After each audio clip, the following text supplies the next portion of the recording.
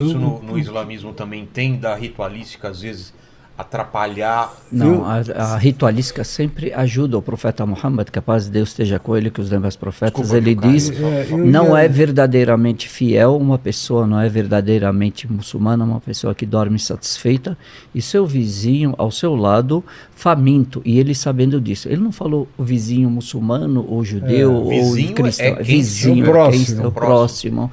Então não é verdadeiro muçulmano, muçulmana, a pessoa que dorme satisfeita e o seu vizinho faminto. Não importa qual a religião dele, mas a fome, ele sentindo a fome. Quando uma pessoa tropeça na rua e cai, sendo homem ou mulher, você não para e pergunta qual a sua religião.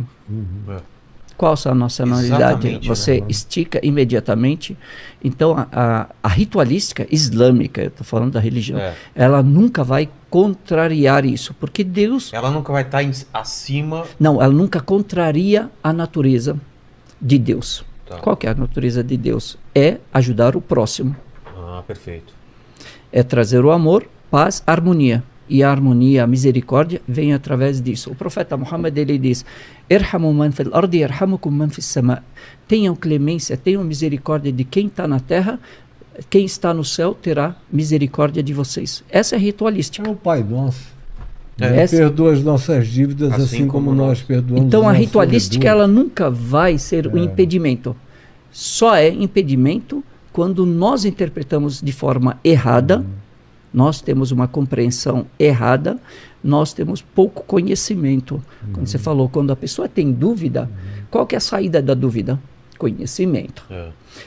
E eu queria voltar só na questão, se me permite, pastor. Quando eu estava completando sobre a questão da convicção. E a fé, essa experiência emocional, ela é fruto da convicção. Por quê? Porque a fé como emoção, ela tem que ser embasada em algo concreto, em algo racional. Por quê? Porque eu poderia guiar as pessoas pela fé delas se fosse só sentimento, só emocional, sem conhecimento. É muito perigoso. Exatamente. Eu poderia guiar, e assim como muitos líderes de diversas denominações e líderes políticos também utilizam a fé das pessoas. E descrentes, muitíssimas vezes. O Evangelho não associa fé a sentimento nem emoção. Ah, não? Não. O Evangelho, fé tem a ver com a sua convicção do bem a ser praticado. Se a tua fé não for movida pela consciência do bem a ser praticado, ela não passa de sentimentalismo, emocionalismo pueril, que pode se esvair de acordo com o humor do dia. Agora, uma coisa que ele estava falando, e me deu vontade de acrescentar, é que eu, conquanto seja uma pessoa que tente viver todas as dimensões do meu ser, eu me emociono, eu choro, eu sou racional, não sou racionalista, mas profundamente racional, não sou misticista, mas sou místico. Tem todas essas dimensões, eu tento assambarcar na minha compreensão, que é o que eu vejo em Jesus e nos apóstolos. Mas uma das experiências emocionais de quebrantamento do meu espírito mais fortes que eu já tive foi na mesquita do Cairo, eu e meu pai, 3 horas da tarde, ajoelhados na mesma posição dos que estavam ali, em silêncio, e nós dois choramos juntos profundamente, sem em momento algum pensando que nós estivéssemos em qualquer lugar diferente da nossa própria casa. Eu viajo muito para o Oriente Médio, minha mulher, que deve estar assistindo aqui lá no YouTube, sabe disso. Como eu não consigo ouvir os cânticos, as convocações para as orações, sem me emocionar profundamente, mexe com as fímbrias do meu ser, imensamente. Eu tive na Turquia, né? No alto-falante, né? No sistema de som, tem um anúncio, né? São 3 vezes? 5. 5 vezes? 5 vezes ao dia. Aquilo mexe comigo de madrugada. Eu estou no hotel, tem a primeira chamada para oração, frequentemente eu me ajoelho. Parece que eu não faço essa distinção. do mundo material, né? Parece que lembra que você tem alguma coisa. Eu não faço essa distinção. E talvez a última. Mas mesmo para quem não segue a religião. Eu não dou a mínima para isso. Não dou a mínima. Como eu iniciei dizendo isso, eu vou concluir dizendo isso. Como eu entro em igreja católica também. Olha, quantas vezes... mas tem santos lá. Quantas vezes eu fui pro Vaticano só porque tinha um coral lindo cantando e eu me sentava ali no meio da tarde e chorava adorando a Deus sozinho. Ou em Notre Dame, ou em qualquer outro lugar. Mas aquilo que o senhor falou, o apóstolo João, sobre amar e que Deus quer ser amado no próximo e tudo, é algo que está na minha boca quase como um jargão da minha fé. O apóstolo João diz que se alguém, o que ele diz em outras palavras é: ame a quem você vê. Porque a gente não consegue ver todo mundo que existe, nem todas as carências do mundo, mas no mínimo, não deixe de enxergar o que está diante dos seus olhos. Aí o apóstolo João diz: se tu vais passando e tu vês algum irmão, e irmão não é membro de igreja, de grupo religioso, é um outro ser humano, passando necessidade, e tu tens com que socorrer, e tu podes, e tu fechas para ele o teu coração, como pode permanecer em ti o amor de Deus? Essa é uma questão que cada um de nós tem que responder em qualquer lugar da Terra, porque isso designa a nossa humanidade mais essencial, isso é transreligioso. Isso tem a ver com... Posso te fazer uma pergunta? Pode. Polêmica? Pode. E não quero fazer para polemizar, não é por isso. É porque eu quero entender a sequência dessa fala. E também porque isso faz parte da minha interação diária. Eu tenho minhas redes sociais, etc e tal. Te perguntam muito isso. Me atacam. Ah, tá. Me atacam. Preciso deixar claríssimo que a grande maioria dos meus seguidores cristãos são extremamente respeitosos e muito queridos. Uhum. Assim como são queridos os que me atacam também. Uhum. E eu busco sempre responder para eles com muito carinho e com muita didática. Porque eu acho que a gente está aqui justamente para ajudar as pessoas que estão mais afastadas da luz. Claro. O remédio é para o doente, não é para o saudável. Mas uma das questões assim que eu mais percebo é quando pessoas falam assim: mas você não acredita que Jesus é Deus? Então você está condenado ao ranger de dentes, ao inferno eterno, etc. Isso é escatologia religiosa. Pois é. Perversa. Mas assim, exato. É como eu compreendo, porque eu digo assim, até por uma questão de bom senso, não é possível que Deus pede de nós que nós perdoemos, ou que o próprio Jesus em vida tenha pedido para Deus perdoar aqueles que teriam parafusado as suas mãos, e depois da morte ele diz, olha, manda pro inferno eterno, antítese disso, depois... Tudo. Exato. Como que fica essa questão perante os teus olhos? Porque assim, o seu discurso é bonito. Eu vou te repetir, Pastor Caio, a mesma questão que me fizeram. Veja que interessante. Alguém me fez uma questão assim no Facebook esses dias. Você é universalista? Querendo dizer, você não tem fundamento nas escrituras? Eu dei uma resposta. Universalista é isso? Não, ele quis dizer que na verdade eu sou relativista. Se você ama, porque eu chamo o muçulmano de meu irmão, porque de fato eu os vejo como meus irmãos, eu vejo os católicos, os evangélicos, os ateus eu vejo como meus irmãos, também. E eu tenho onde me fundamentar biblicamente, além do bom senso, para isso, certo? E eu me fundamentei nas escrituras para essa pessoa, expliquei não. O amor, as virtudes que Deus mais se apraz delas, elas são universais. Então, à medida em que eu dedico a minha vida e os meus ensinamentos a essas virtudes, é claro que você, que é uma pessoa particularista, que não compreendeu o amor de Deus, que transcende as religiões e as barreiras, você vai achar que eu sou relativista. Mas não, tem visões religiosas que eu discordo delas veementemente. E uma delas é a sua. É a sua visão que não consegue perceber esse amor transbordando os limites e as diferenças. Eu te pergunto agora, pastor, eu vou fazer a mesma pergunta que essa pessoa me fez. Mas, pastor, como é que fica lá os escritos que falam do inferno para os que não forem fiéis, os que não acreditarem no sacrifício de Jesus. Como é que fica? Eles vão para o inferno eterno? Eu posso só completar. Como é que o senhor pode ser tão universalista assim? Porque Jesus o foi, mas pode perguntar. Porque no chat fizeram uma pergunta sobre o inferno, então a gente completa já com essa daí. Exato. Né? O Paulo Júnior, ele perguntou: no Islã existe inferno? Aí no judaísmo, perguntando também. E aí pediu pro Caio qual a sua interpretação sobre inferno no cristianismo então, hoje. Essa resposta primeiro, Caio, depois eu queria uma visão dos três sobre essa visão do inferno nas três religiões. Né? Para mim, na realidade, o inferno é praticamente uma impossibilidade humana. Porque a realidade do inferno está muito, muito, muito para além da nossa própria compreensão, de tal modo que eu não creio nesse inferno que é descrito de maneira espaço-temporal, como se fosse um tempo sem fim. O inferno, para mim, são experiências existenciais que acontecem todos os dias, o tempo todo. Tem gente experimentando inferno.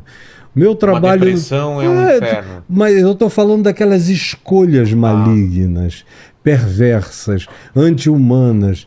Mas não é religião que tira disso, não é coisa alguma que salva disso. Eu estou cheio de amigos ateus que são mais de Deus do que a maioria dos religiosos que eu conheço. Não vejo Deus reconhecendo esse tipo de barreira, nem a religião como pré-requisito para qualquer coisa. O Evangelho de Jesus explica e aproxima todos os seres humanos de Deus na medida em que eles vão se aproximando uns dos outros. Com um bom pai, não vai para o inferno nenhum. Uma boa mãe não vai para inferno nenhum. E ser humano algum que não queira inferno irá para inferno algum, só porque ele deixe de ser isto ou aquilo, ou de frequentar este ou aquele grupo. O inferno, o Novo Testamento diz que foi criado para o diabo e seus anjos. Agora, o próprio inferno é finito. O inferno, o livro do Apocalipse, diz que ele será extinto. Ele acaba, ele não prossegue, ele não continua. Então, quando Jesus fala do inferno, ele está associando ao Geinom, ao Vale de Inom, à queima do lixo, ao que Manassés fez com os filhos, naquela região ali do Vale de Inom. Mas não é uma designação para a qual as pessoas tenham que imaginar o próximo ardendo em chamas e ranger de dente por uma existência de natureza espaço-temporal, como se fosse uma linha linear no espaço-tempo sem fim para sempre. O inferno cai na categoria do eterno, e o eterno não é mensurável por espaço-tempo. O inferno, o eterno é instante. O eterno é momento. Eu já andei no inferno muitas vezes. Eu conheço o significado de inferno em mim mesmo. Eu já quis tirar a vida bem jovem, porque eu não aguentava mais existir. Eu queria qualquer outra alternativa que não fosse a vida que eu tivesse, porque a vida que eu estava tendo era puro inferno. Era insuportável. Então eu, particularmente, acho que o inferno, se ele acontece para alguém, tem que ser fruto de uma deliberação. E além do que a deliberação não tem persistência além da experiência do momento eterno.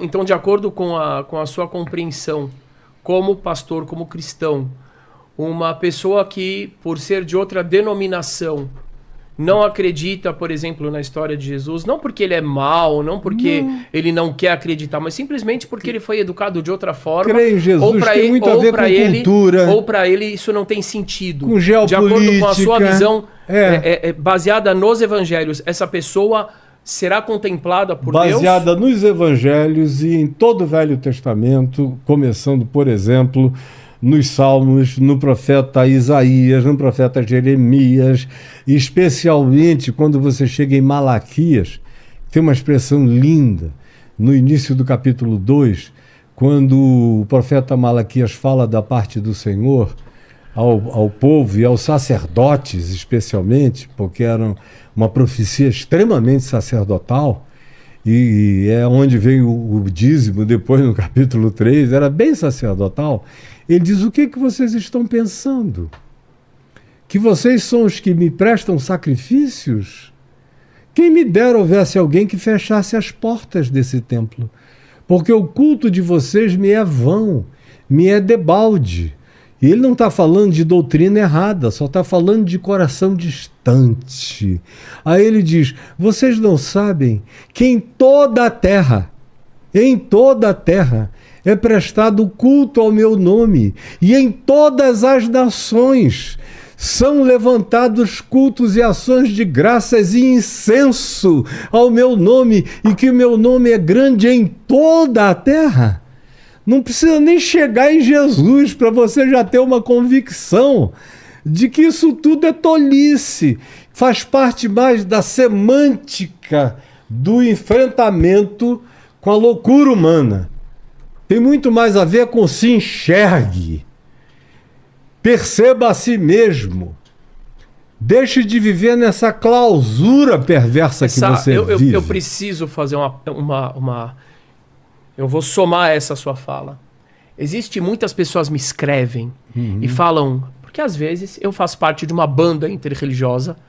O Sheik conhece a nossa banda Sou da Paz, conhece o nosso amigo Mahesh, que é Hare Krishna. Estava conversando com ele hoje, né? Aliás, a gente precisa fazer um programa... Não, a nossa banda Sou da Paz é boa ou não é? Ih, agora colocou! Não precisa responder. Cada integrante é de uma religião e eles se reúnem cada um num instrumento. Cada um toca uma música. E a gente não canta sobre religião. Tá. Não é uma banda sincrética. Cada um e se veste e se apresenta representando a sua religião, né, nessa banda. Você vai gostar. Mas aí às vezes eu apareço na banda e o pessoal fala assim... escrevem, fala, mas Rabino, como é que o senhor está do lado de uma pessoa dessa religião? Ele é do diabo. Uma vez eu estava numa religião interreligiosa, de novo, ela não é ecumênica nem sincrética, nós sentamos, né, várias vezes estivemos em fóruns assim, não é, Sheik? E uma vez eu estava numa reunião assim, e eu levantei e fui para fora tomar um ar. E um dos participantes olhou para mim e falou assim, você sabe que da luz só tem dois lá, né, eu e você. Que o resto é tudo das trevas. Meu Deus, que tristeza. Eu falei, eu não acho que eles são das trevas. Não acho. E aí o pessoal me pergunta, se fundamente, Rabino, onde que o senhor se fundamenta para falar isso? E eu cito esse versículo que o senhor citou. Como é que Deus chega para o povo de Israel, muito antes de existirem outras religiões monoteístas, não tinha islamismo ainda, não tinha cristianismo, só tinha o povo judeu ali monoteísta. E ele fala, no mundo inteiro todas as nações oferecem libações e incensos para mim. E é aí grande o meu nome em toda a terra. Aí vai o exegeta Arashi, que é um dos grandes eruditos da Torá, e ele tem que lidar com isso. Mas como é que as nações cultuavam o eterno? Se o único povo monoteísta eram os judeus. E ele responde que lá atrás a gente tem que procurar o bem das pessoas, né? Não dá pra gente só procurar o mal. Que no fundo todas essas pessoas na realidade sabem que tem o Deus superior, o Criador de tudo. Ou, talvez em outras palavras, a gente pode dizer que essas pessoas estão buscando. Claro. Talvez ela chegou no caminho que não seja o caminho ideal, pelo menos de acordo com a nossa visão. Ponto de vista. Mas o que move a pessoa? O que move a pessoa é querer agradecer a Deus. O que move a pessoa é o amor. O que move a pessoa é querer saber o seu propósito. E as consequências disso são o bem, são a gratidão, são a justiça. Então, de acordo com esse versículo e essa interpretação, em Lucas 13, aqui a gente tem uma passagem bíblica das escrituras hebraicas que abre uma grande porta para a gente perceber que o julgar o outro positivamente, que compreender que há algo divino, mesmo nos caminhos que possam não ser os ideais, é bíblico. E olha, Lucas 13, quando Jesus está conversando com os religiosos à volta dele, ele os provoca dizendo que naquele dia virão muitos do Oriente, do Ocidente, do Norte, do Sul, tomarão lugares à mesa com Abraão, Isaque e Jacó, enquanto os filhos do reino, os que assim se auto-intitulavam filhos do reino, ficarão de fora. Aí você vê em João, no capítulo 25, que a escatologia final é o ponto ômega do Evangelho, da escatologia do Evangelho. É quando Jesus diz, naquele dia, quando forem separados os cabritos das ovelhas, aí ele coloca do lado negativo aqueles a quem ele diz, porque eu tive fome e não me destes de comer. Eu tive sede, não me destes de beber. Eu estive nu, não me vestiste. Eu estive preso, não fostes visitar-me. Eu estive enfermo e não me atendeste. Eu fui um refugiado e tu não me acolheste. Afastai-vos de mim. Aí eles vão dizer, quando, Senhor, que nós te vimos assim? Ou seja, a pressuposição era de um pessoal que achava que sabia. Que achava que sabia. Quando que nós te vimos assim? Nós jamais te veríamos assim e deixaríamos que tu ficasses assim. Porque é o pressuposto da religião. Eu sei quem é Deus, quem é Jesus. E essa é a coisa mais capaz de nos cegar definitivamente, é quando essa presunção toma conta do coração. Aí ele vira para o outro lado e diz, vinde benditos do meu Pai, porque eu tive fome, me deste de comer. Repete tudo outra vez. E eles vão dizer, Senhor, quando? A gente nunca te conheceu, nunca te viu, não sabíamos quem tu eras. Aí ele diz, sempre que vocês fizeram isso a um desses pequeninos irmãos na terra inteira, a mim vocês me faziam. E se isso não responder tudo, se isso não acabar com toda a construção escatológica de inferno, de céu, de tudo... De salvos, de condenados... Salvos, de não salvos, isso tudo liquida essa conversa inteira. Eu vou te falar, essa conversa é séria, hein? Essa conversa é séria. Mas, Caio, aí você sabe que muitos evangélicos vão dizer que se você não aceita que Jesus morreu pelos seus pecados, você não tem a salvação. Mas, tem essa linha. Aí vem o apóstolo João e diz, no capítulo 2, o seguinte, filhinhos meus, não pequeis, mas se todavia alguém pecar, tendes advogado junto ao Pai, Jesus Cristo justo. Ele é a propiciação pelos nossos pecados. E não somente pelos nossos próprios, mas ainda pelos do mundo inteiro. Está lá no Evangelho. É porque o pessoal só ouve pregadores de mente completamente fechada e bloqueada. Porque se lessem os Evangelhos, a mente deles universalizaria a graça e o amor de Deus sobre todos os homens. Paulo, escrevendo a Tito, ele diz, porque Deus, nosso Salvador, é o nosso Salvador e não somente dos fiéis, mas ainda de todos os homens. Então, existem coisas que a gente, na presunção religiosa, fica querendo definir, fica querendo virgular, fica querendo estabelecer limites, que são verdadeiras blasfêmias, porque Deus está para além da nossa capacidade de poder dizer o que é e o que não é, quem é e quem não é. Se eu sei, bem-aventurado eu sou se eu pratico. Agora, quem não sabe, não sabe. E viveu de acordo com a luz que teve. Jesus diz 4, 5 vezes nos evangelhos que ninguém será julgado pela luz que não recebeu. Todos nós seremos julgados pela luz que nós tivemos. E tivemos consciência dela, ou rejeitamos. E o próprio inferno, a teologia judaica, coloca no Seol. Esse cara termina na sepultura. É como o texto hebraico lá de Gênesis diz, para Adão não comer do fruto da árvore do bem e do mal, porque diz, porque no dia em que dele comerdes, morrendo morrerás. Morrendo morrerás. Então, não tem transcendência. Inferno é a não transcendência total, é não passar da presente ordem de coisas. A gente está na possibilidade, o amor é que nos leva a transcender. Quando a gente tem consciência dessa transcendência, é uma bem-aventurança. Agora, quando você não tem, eu não julgo ninguém em lugar nenhum.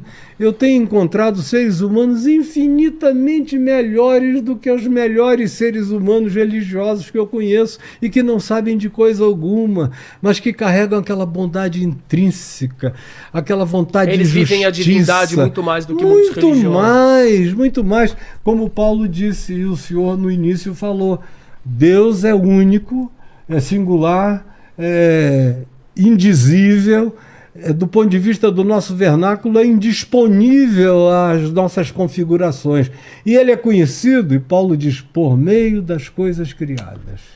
Por meio das coisas criadas. Aí você vê gente no mundo inteiro que nunca ouviu falar de nada, mas tem Deus do coração por meio das coisas criadas. Eu só